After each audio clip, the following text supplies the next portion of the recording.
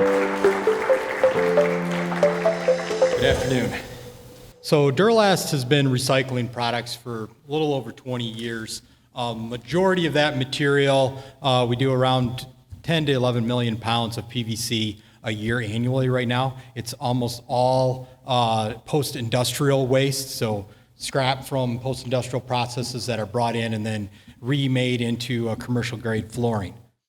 One of the things that we've recognized is that there is the ability to bring in these materials from and expand into post-consumer. So the commercial roofs that are out on your schools, your Walmarts, your restaurants that are out there today, majority of those roofs go into a landfill. So typically, large commercial grade roofing companies, everybody says that they have a recycling program, and they do have a program, but how much of that material is actually being brought back is very minimal.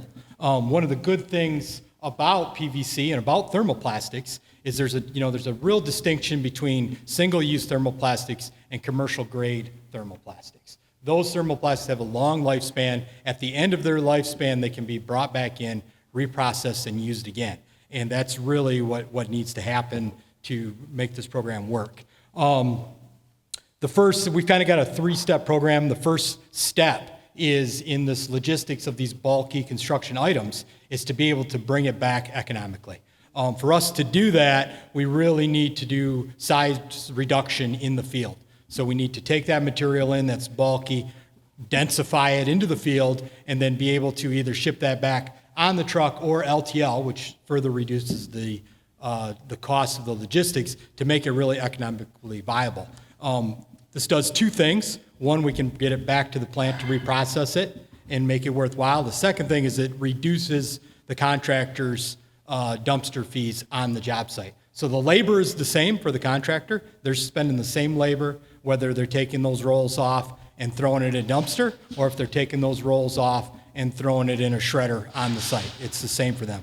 The difference is that they will have less material going into a dumpster. So our design, we will be building these mobile recycling units. We have a first prototype that we're getting ready to build now. This is unique. This is not something that we can go out and buy. So we're basically putting various components from manufacturers together to make this unit so that will work to process the recycled roofing material. This can work for any type of commercial grade roofing material, not just the Duro-Last PVC. We are also looking to expand that into the marine grade, the shrink wrap for the boats, and some other areas. So we have done some cost modeling. Our mobile unit operational costs, the total cost per pound to take that material, bring it back in-house, is about 56 cents a pound. That's about 58% of the formulation for our version product. So there's an advantage to the organization to do this, and it's something our customer base is asking for. Building owners are asking for it, architects, municipalities.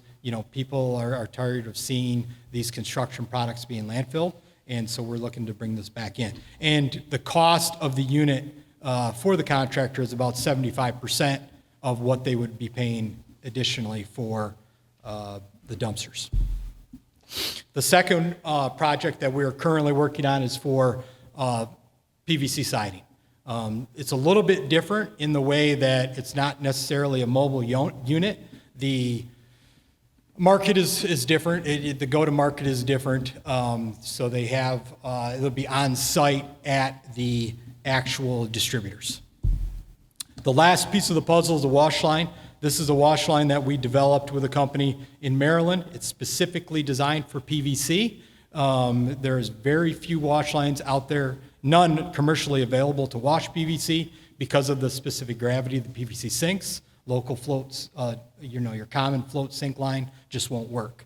So our ask, we're asking for $100,000 in grant support, which is about 10% of the total project. Last year, we invested $3 million in a recycling facility in Saginaw, and this is to help supply the raw materials to that facility to continue to expand our footprint in recycling. That's it.